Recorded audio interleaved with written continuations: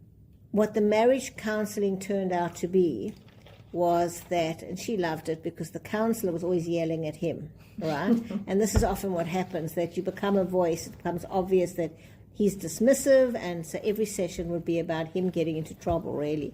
To his credit, he kept going back, because often the person who's being yelled at will leave. But what the counselor missed was that he's actually on the spectrum. And what I've been reading up on is there's now people who are working on when you have a couple where one person is on the spectrum.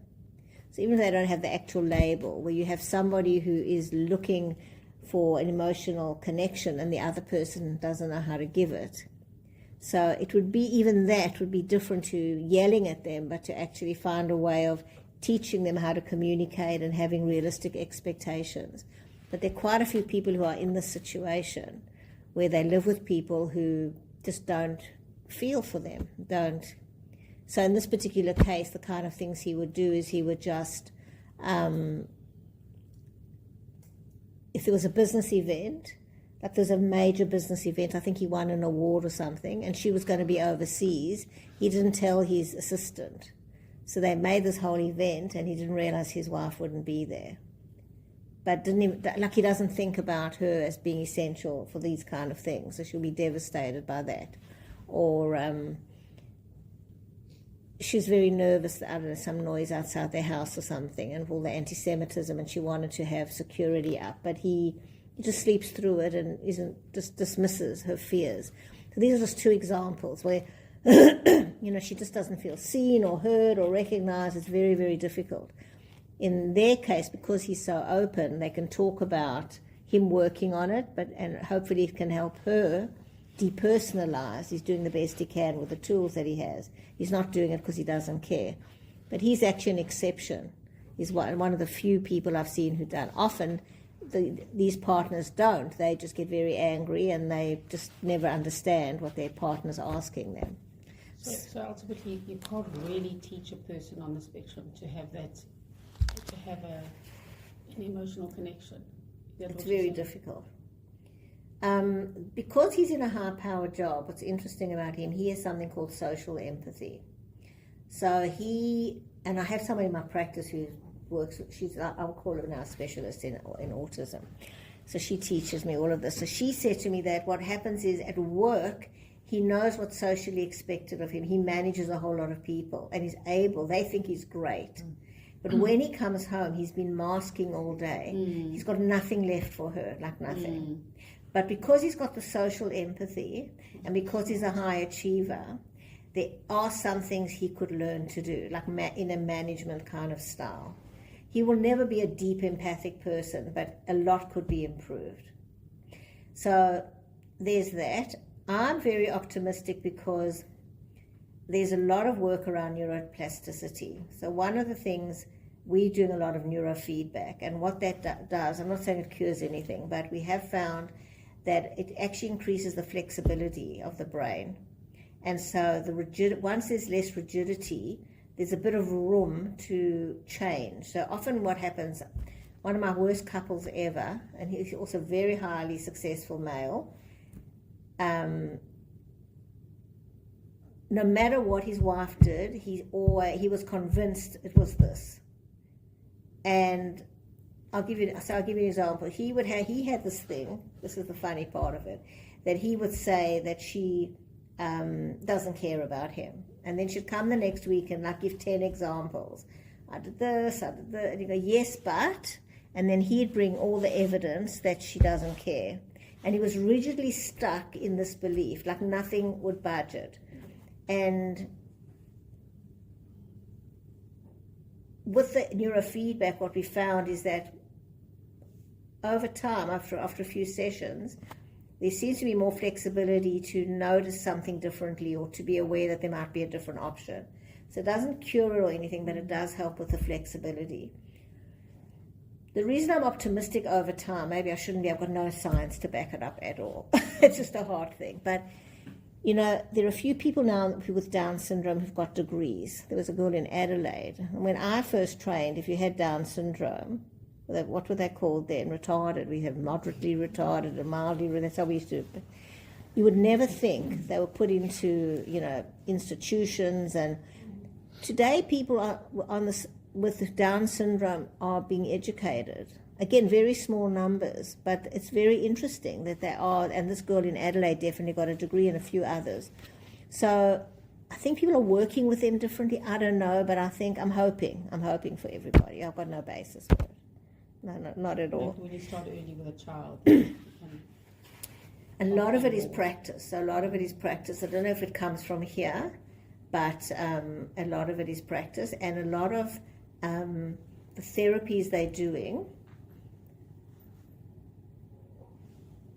So there is a unit in New South Wales where a psychologist I know works there. She's a friend of Adina's, and she was saying what they do is from a very young age, if they find kids are not connecting or they're cruel, which is part of that. They don't have empathy, so they'll hurt the pet or they'll be very cruel. Set fires, they do a lot of... So what they do is the mother and the child, it's got to be under 4, I think. The mother and the child interact, and they have an earpiece, and then the psychologist shows the mother how to be attuned to the child, and they're working on a level of attachment. And that's how one of the things that they're doing, which is actually not new. We used to do infant observation in the 60s, the early 70s. People don't talk about attachment a lot, and mothers today are not attaching to their babies. So we're labeling things. I mean, Bessel van der Kolk would say we're labeling it as autism, whatever. He calls it a developmental something. He's got a name for it. Not delay, but developmental, something that has everything to do with attachment. So what they're doing at that unit, and I'm sure in others, is they're teaching the mothers how to tune. And a big part is eye contact, because these kids don't make eye contact. So they teach the mother to make eye contact and to maintain eye contact and to reconnect, and they do things like, if the baby sticks out the tongue, to stick out the tongue, because these mothers are often not attuned themselves. So I think that's, if they catch it early, you hope that the brain is much more neuroplastic. People are thinking about all these things because you can pick it up very young. So I don't know about a cure, but hopefully